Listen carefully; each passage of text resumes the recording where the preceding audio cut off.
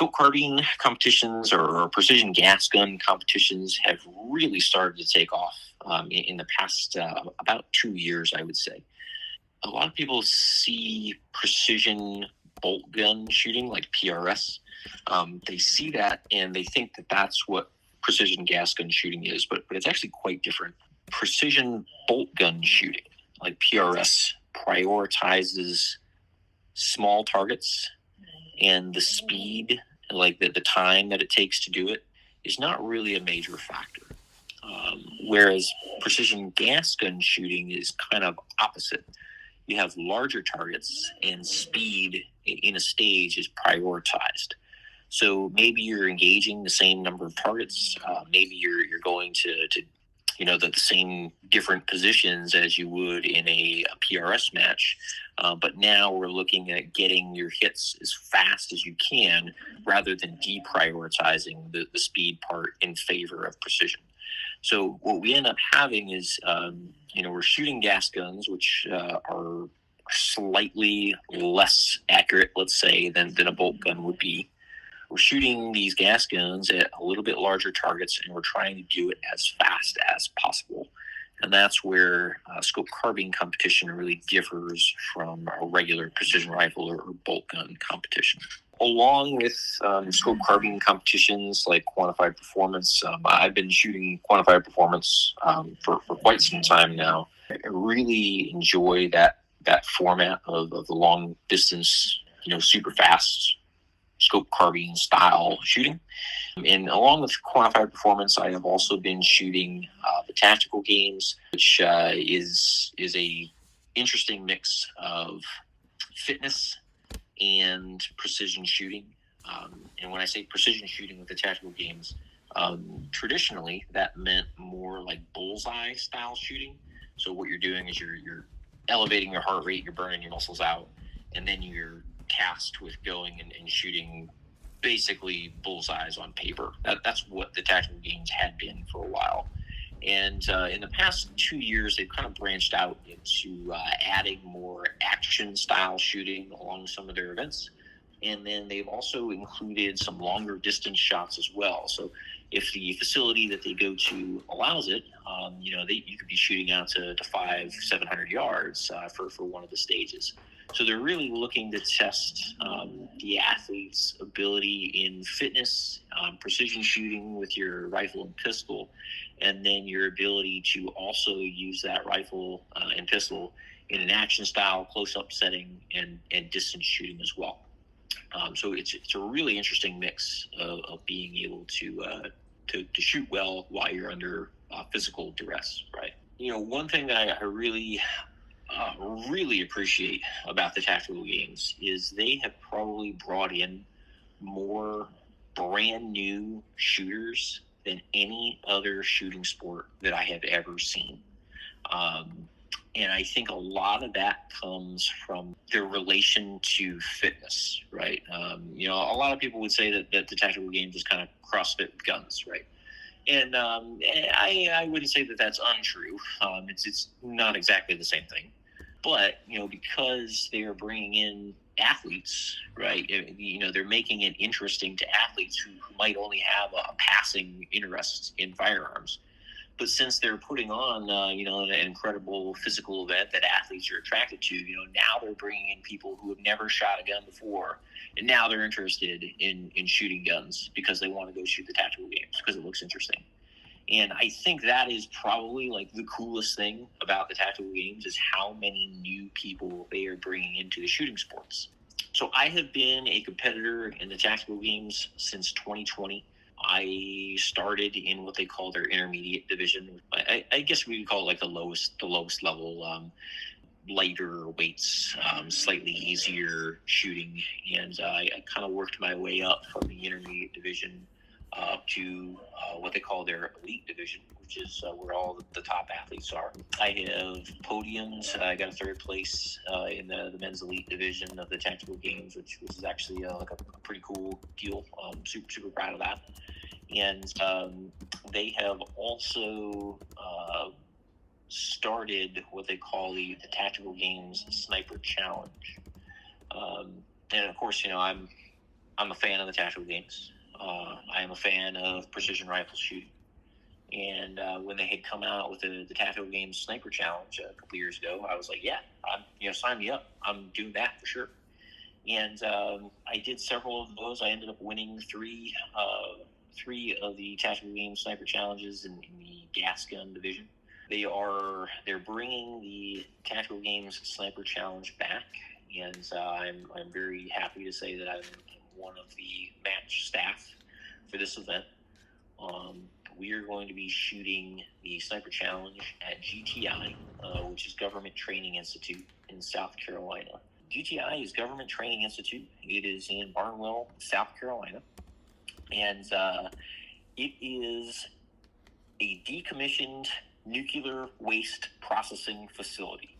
They were planning on using this facility to process, some of the nuclear waste there, and ended up never actually activating the facility. And it was purchased by GTI, Government Training Institute, and now it is a training facility for military law enforcement, that sort of thing, where professionals can go and train in this kind of urban industrial setting, right? It's an incredible facility. I mean, they have main buildings where you can do CQB in them. They have a 9-story, just huge, massive 9-story sniper tower. It's not made out of connexes. It's a real building, that's 9 stories tall that you can shoot off of. And just an incredible, unique place to go shoot. I was blown away by some of the stuff, that they let me do at this place. It's not very well known because there's not a huge ton of matches there. And the reason for that is because the facility is very expensive to rent out, right? So it's very unique that a match would go shoot there. And to my knowledge, this is going to be the first time that there is a precision gas gun match at this facility. I mean, just an amazing opportunity to get to go shoot at this facility. I mean, it'll blow your mind, the first time that you go and shoot at this place. So a really unique kind of urban industrial setting.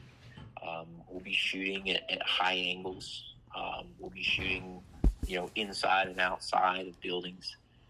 You'll be running up, flights of stairs to take shots at out to 800 yards. It's going to be a really, really cool facility to have a precision gas gun match. So the Sniper Challenge is going to be a team-only event. It's a 2-day team event, so a 2-person team. Really, the primary aspect of it is going to be distance shooting with a little bit of fitness. We're going to have a couple of divisions in there, and the divisions are broken up by how much weight you carry. The Tactical Games usually has a requirement that athletes will wear a plate carrier, and we want to make sure that there's a little bit of weight on your body, and we're going to break up divisions by the amount of weight in your plate carrier. So there will be 3 different divisions. A heavy one, kind of a light one, let's say, and then also a slick division where you don't have to wear a plate carrier at all. We're going to require that one of the teammates has a maximum of a 10 power optic on their rifle. And one of the reasons that we're doing that is because we want people to understand that it will be accessible. If you just have a 16-inch gun with an LPVO, right, you can still shoot this match. You don't need to have a purpose-built SPR to come shoot this match.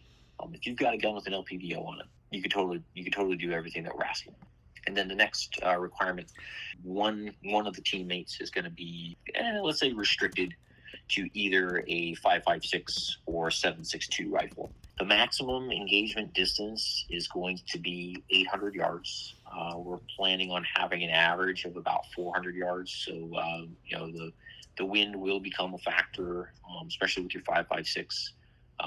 But again, this is intended to be a match that you can bring your 16-inch LPVO 5.56 gun and still achieve the hits that we're after. There's not going to be any restrictions on laser rangefinders or muzzle devices or optics or accessories. Bring your bag, bring your bipod, bring your tripod. Do ask that you carry it on every stage, though. So kind of think through like, hey man, do you need that 50-pound backpack full of stuff?